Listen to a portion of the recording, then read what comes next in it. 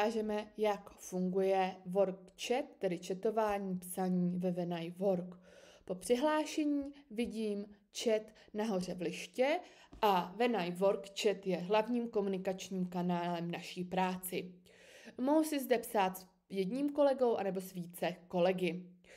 Ve WorkChatu máme založených několik skupin, například akční nabídku Makro, kde sdílíme akční ceny za maso a potraviny, které si všichni naši zaměstnanci mohou objednat. Jsou tedy v tomto chatu obsaženi všichni zaměstnanci.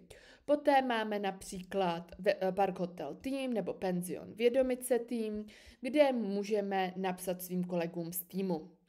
Pokud chci napsat jednomu člověku, kliknu na New Channel, označím se, co mu chci napsat, a nebo jenom jméno, například Martinovi.